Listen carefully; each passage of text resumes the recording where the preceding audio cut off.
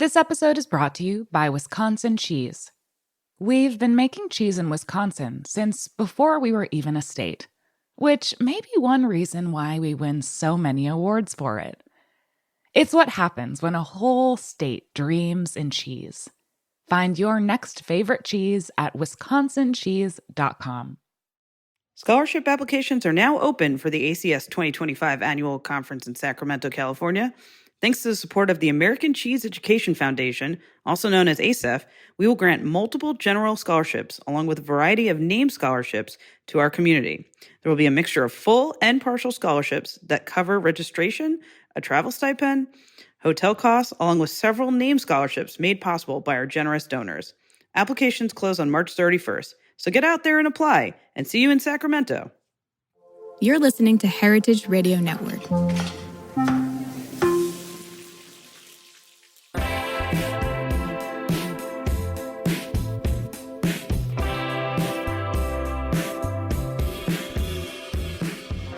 Hello, everyone, and welcome to Cutting the Curd on the Heritage Radio Network. I'm your host, Kara Warren, and on today's episode, we have Rodolfo Navarro Aceves, the director of Quesos Navarro, a Mexican cheese producer.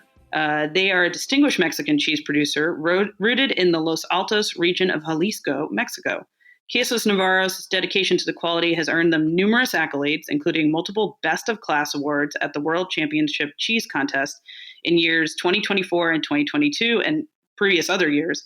The company's artisanal approach and adherence to traditional cheese-making techniques have made their products sought after both domestically and internationally. Rodolfo, welcome to the show. Thanks for coming on. Thanks, Kara. Great to be here. I'm so thrilled, so happy. Yeah. No, I know we met each other in during the World Cheese Awards in Portugal last year, and I just loved hearing your story about Quesos Navarro, and so I'm really excited to share your story with the listeners today. If you could just please introduce who you are and what you do at Quesos Navarro, just to kind of set the setting of what we're going to talk about today. Okay, thank you. Well, I'm Rodolfo Navarro. I'm the great son of Alberto Navarro Cruz. I'm the son of Rodolfo Navarro. Okay, Quesos Navarro, it's a family-owned cheese company based in Jalisco. Jalisco is the western state of Mexico. And one of our values as a company is to preserve the tradition of cheese making. So I'm a member of the third generation of this company. We started in 1961, and in a couple of days it will be our 64th anniversary. So I'm traveling back to Mexico to the plant. Wow, very impressive. So I didn't even, when I started researching this, I had no idea the company was that old. According to your website, was it because of cheddar cheese? They wanted to produce cheddar cheese in Mexico that started the creamery? Is that how you said your grandfather started the company? Was that correct? Yes, it's correct. Actually, my grandfather, he was an entrepreneur, so he started different business in my hometown in Tepatitlan. So he was a milk broker, so he was selling milk from the farms to the industry in Guadalajara. So in that process, he met these craft guys who were looking for someone who can produce cheddar in Mexico. Back in the 60s and the 70s, Mexico didn't produce any cheddar, and they have to import the cheddar from the U.S. market. But it was tough and it was difficult. So my grandfather says, "Hey, you tell me how to do the cheddar, and I'll start doing." So that's how the company started. Kraft sent the engineers, sent some equipment, and they started producing cheddar blocks, the 40 pounds blocks, and barrels as well. So it takes like around 12 years making this cheddar. And my dad and my grandfather, they just start selling Navarro cheddar cheese to the market. They start small because Kraft almost bought all the cheese in the company, and they make this deal until 1972. So they start by the brand, the Navarro brand, and they stopped doing business with Kraft because of political and economical issues in Mexico. So after that, my dad and my grandfather they keep on making cheddar. They they they told me because I wasn't born yet. They produce around uh, 1,000 pounds per day back there. Wow. The Wow. 70, 75 around. They're small. They were very small. So they keep on doing that. But they were patient, very patient, and the business it didn't grow that fast for all the 80s. My grandfather passed away in the 83, and my dad keep on the company growing, but in a slow pace. So my dad I have four siblings, and we all were together as a family doing business. Some of them were doing accountability, some of them were in production, but we keep that business as a family and as it is today. Wow. And so it's really fascinating because I had no idea that Kraft was trying to source cheddar in Mexico. So when I read that, I was like, wait a second, that's very interesting. So then, okay, the business slows in the 80s, as you say. When do you start turning to more traditional Mexican cheeses? When does it that you start to see there's an opportunity with that? Yes, okay. So the business was growing, the family was growing as well. All the siblings, we were having our bachelor's degree. I'm an industrial engineer. So I came back to my hometown in 2001 to keep on working on the company. And then I started looking for different products. The plant was almost like a 50% of their capacity. And I start planning to build a new plant to produce different kind of cheeses, and our first one was adobera. Adobera is a typical fresh cheese from Jalisco. It's a fresh cheese that melts. It means that when you as it ages, it starts melting so great that everybody in Jalisco uses it for quesadilla or uses as queso fresco. So that was our first development after cheddar.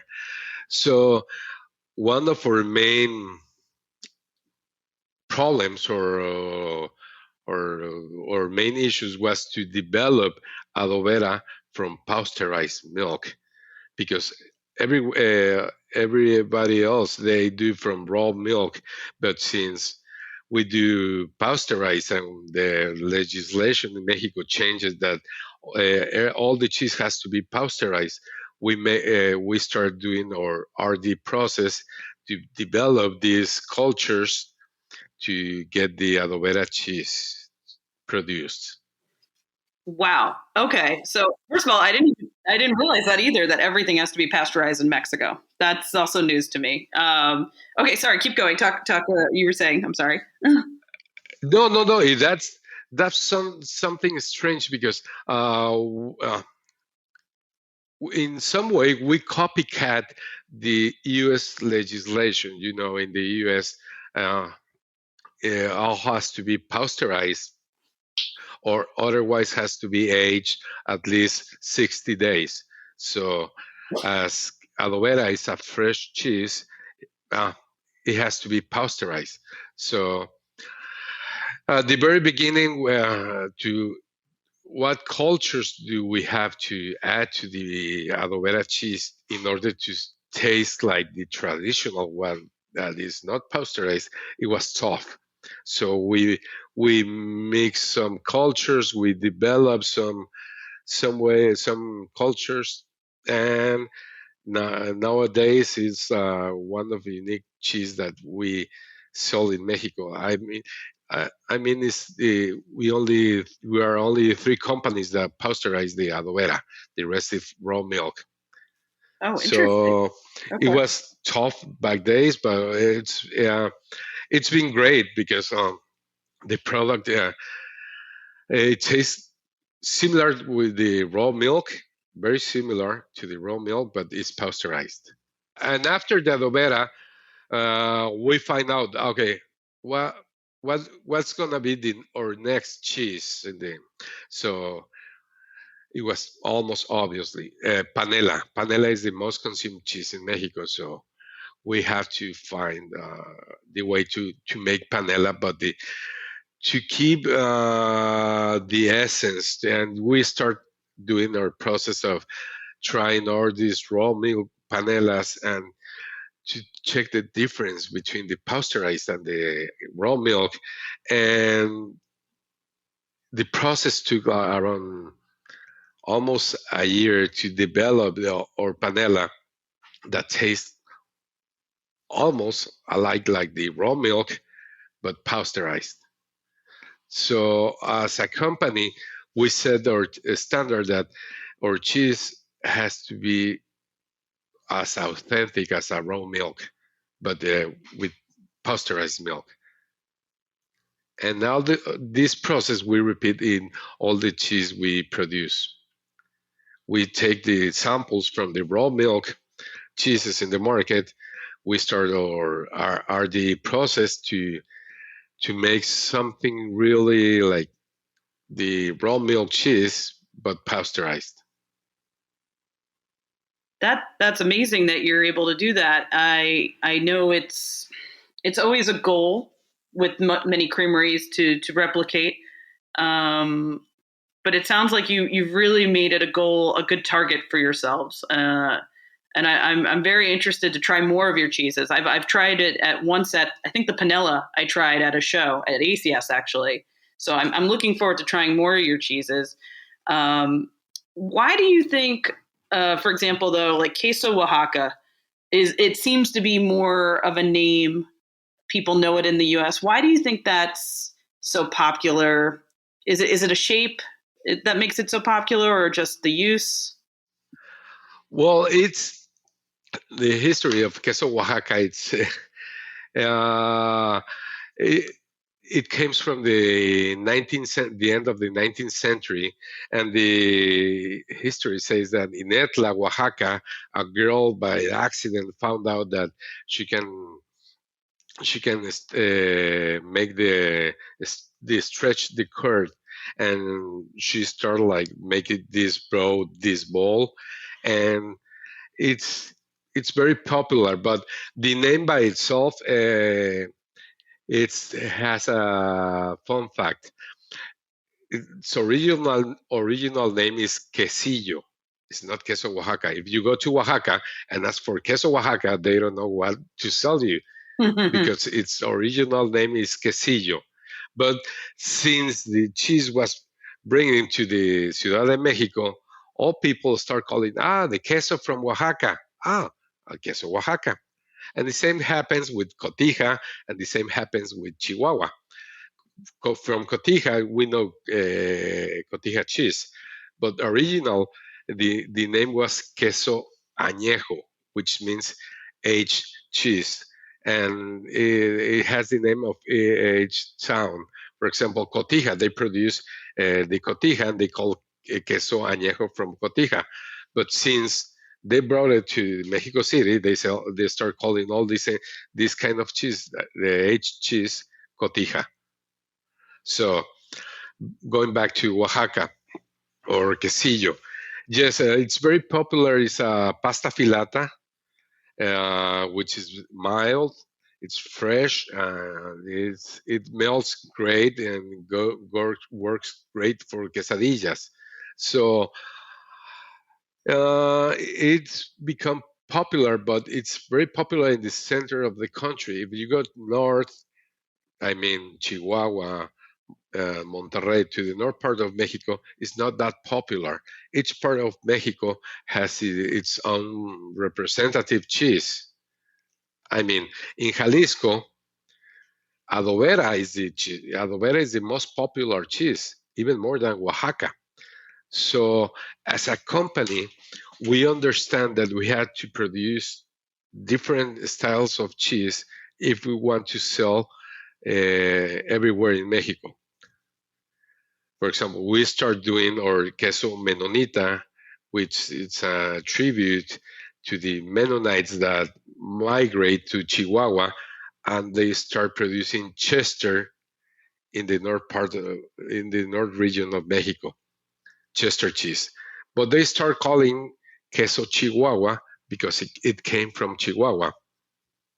Mainly it's a Chester, but people just start calling queso Chihuahua with some difference from the original Chester process.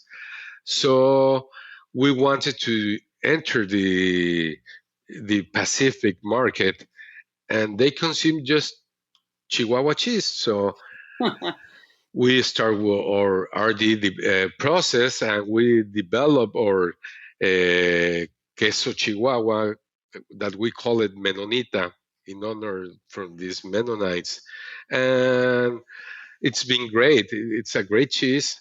We have won a couple of medals with that cheese. The last one was a super gold in the Mundial de Brasil. So all of the cheese we made, we want to do it right. Yeah, yeah, no, that's very cool. Hey, Rodolfo, I just want to interrupt for a quick break from our sponsor. But hey, listeners, you're listening to Cutting the Curd with Rodolfo of Quesos Navarro, and we'll be right back. This episode is brought to you by Wisconsin Cheese.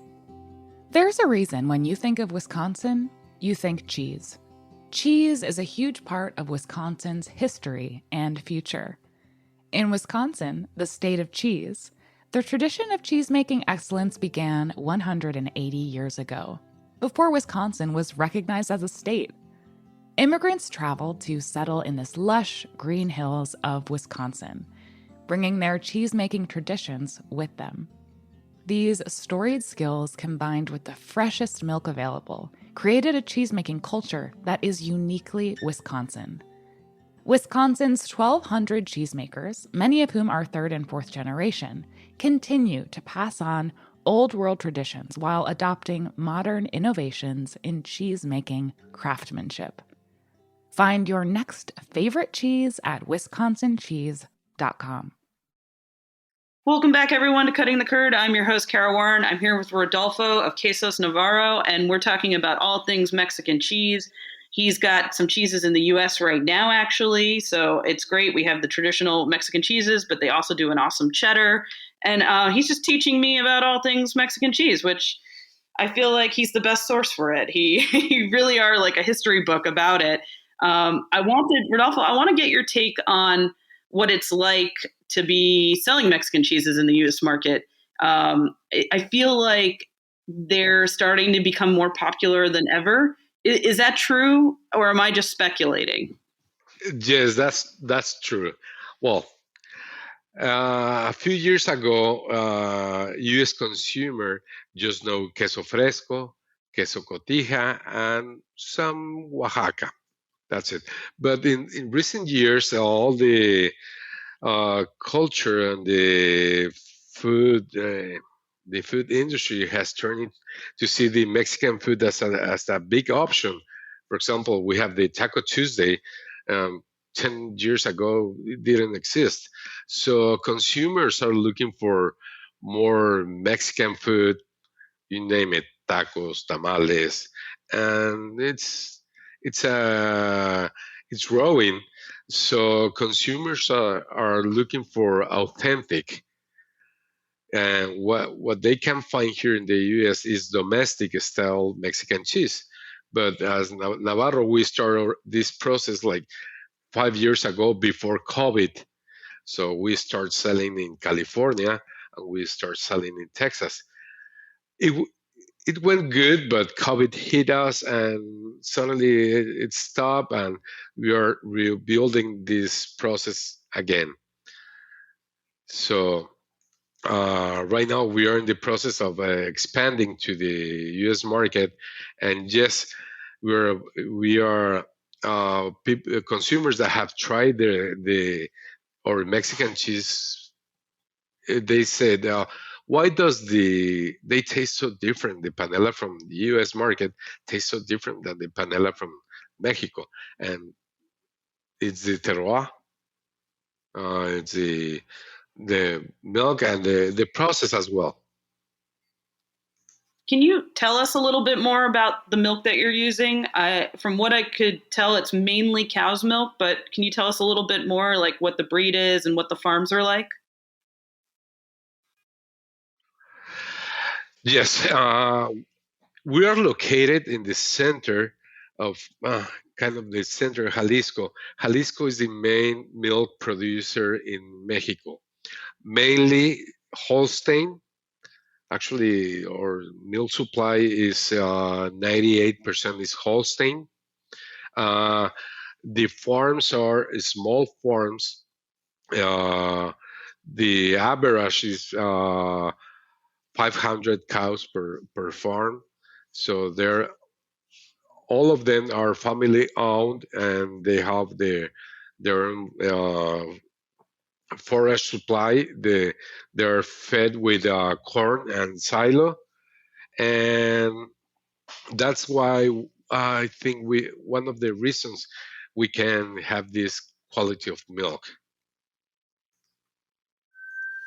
Yeah, I think it's super important to know, like you were mentioning the terroir of the milk. So that's why I thought to ask about it and, to learn more because that really determines the quality. And it sounds like in their small family farm, I mean, 500 seems like a lot to me, but they can be much bigger, I guess.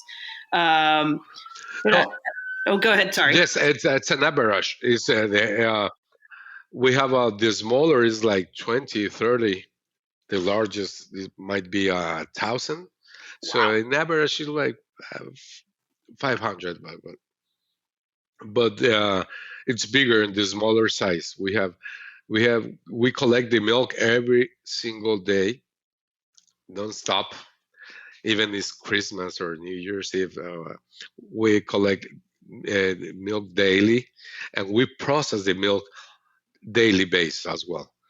But Sundays we storage the milk for just one day, and then we can processing. Yeah, that I mean, the cows don't take a vacation.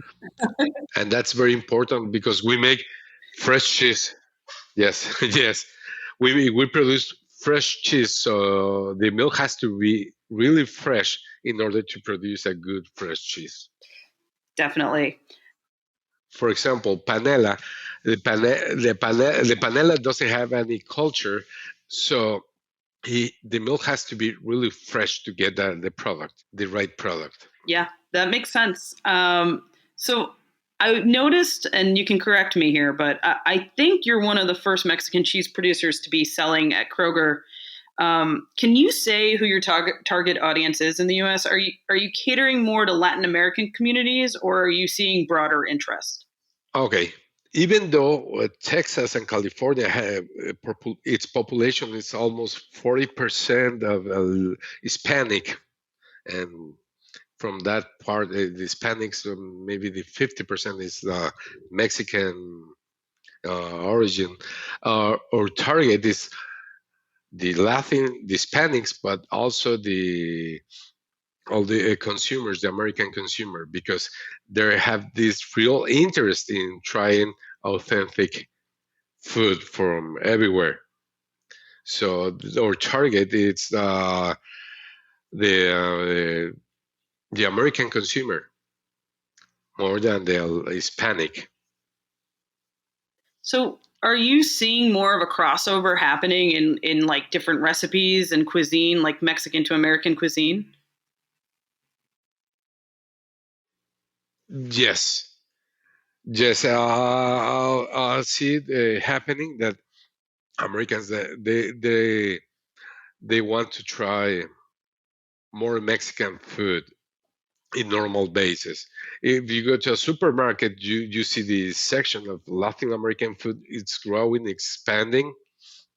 So it a few years ago, you only see this Latin America section, a small section. Now you can see, for example, if you go to the salsa space, it's growing. The tortillas, it's it's gaining space in the supermarkets, and it means that more consumers are looking for that.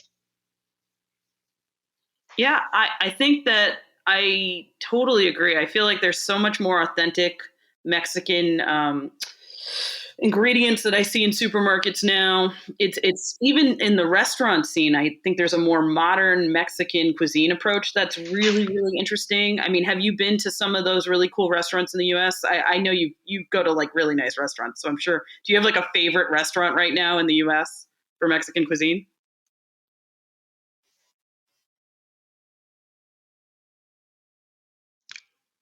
Last time I was in New York City, I tried these tacos that I used to have in Playa del Carmen, and now they are expanding in New York City. So it's great to see how a small restaurant in Playa del Carmen 20 years ago, now it's growing up in the East Coast. So it's great to see expanding. So that one is one of my favorites, and another one is Frontera in Chicago, which Rick Bayless is a big fan of Mexican food, and he's promoting all the time. Yeah, no, Rick Bayless is amazing. I need to try more of his products and his restaurant. He's a big name still here. So, Rodolfo, I wanted to ask you also about what are your future goals for the company now that we've sort of gone through, what it started as, what it's become. What do you see down the line for Quesos Navarro? Okay, our plans in Mexico, we are expanding nationwide in Mexico. We are opening the Ciudad de Mexico. We were not selling at Ciudad de Mexico until last year. We were almost nationwide. We're expanding in Mexico, and here in the U.S., we are working on expanding our lines. As you mentioned before, we have talked with Kroger, and it seems to be a big start. We are preparing to do it. So I'm not sure in which regions right now, but it's going to be great to work with Murray's and Kroger as well. Oh, that's so exciting! I can't wait to see it in the stores. Yes, as you know, I'm a big fan of yours, so I'm just really looking forward to that. And is there any specific cheeses you currently want to promote to the Cutting the Curd listeners? Okay, we're going to be selling Adobera, which is it won the best Latin American melting cheese in Wisconsin in the World Championship in Wisconsin. Adobera is one of my favorites. I love it. We're gonna sell as well panela and fresco, but here's the issue with panela. Panela it's hard because logistics, because shelf life is not that long. It's 45 days. So we are still working on logistics, how to make it quick and fast and to deliver and the with the right amount of days for shelf life. And we are gonna sell as well menonita, which is the queso from Chihuahua, the queso Chihuahua. We are gonna sell quesillo, which is the Oaxaca, but we try to replicate in the most similar way to the original one. But this one is pasteurized as well, and Manchego Mexicano. And there's another fun fact of Manchego Mexicano because the listener will say, "Oh, Manchego is from Spain." And yes, agree. But in Mexico, in the yes, it's a fun fact. Mexico, this company back in the 70s, they start producing this cheese, they call it manchego because they want to replicate the manchego from Spain, but with cow's milk. I don't know why, but they started selling this manchego, and the market received it so good that it's one of the main cheeses in Mexico City. If you go to Mexico City and you ask for this cheese, you will find it everywhere. So a couple of years ago, there was this controversy between the Europeans and the Mexicans for the DOP, and they have agreed to keep the name in Mexico for 20 years more. They allow us to use that name, the Manchego, in Mexico. So we call it Manchego Mexicano. So it's we're selling the Manchego Mexicano as well here in the U.S. Fascinating. I love that tidbit at the end. That's okay, cool. I also can't wait to try that one. Rodolfo, I just want to say thank you for coming on the show today. This was really awesome. I'm so glad we gave the Cutting the Curd listeners a chance to learn more about Mexican cheese, and I'm sure they can't wait to try it. Oh, great. I would like to add something. It's important that we mention here in the U.S. You can find good cheese, Mexican style cheese, but when you try the authentic, you will notice the difference. And in Mexican cheese is not only queso fresco, and it is not only cotija. You can have several varieties, and they taste so good, and they're amazing. And the last fun fact: in Mexico, almost all cheeses have to melt because you can have quesadillas in different regions of Mexico with different kind of cheese. So that's something that I have to say because we do quesadillas with different kind of cheese, and then with different these quesadillas with adobera taste different than the quesadillas from even cheddar. So in Mexico, all the Mexicans eat quesadillas with different kind of cheese, with different cheese styles. So this is why I know I need to go to visit you and get many, many quesadillas and live my best life Yes. With you and have a drink. So that would be awesome. That would be great.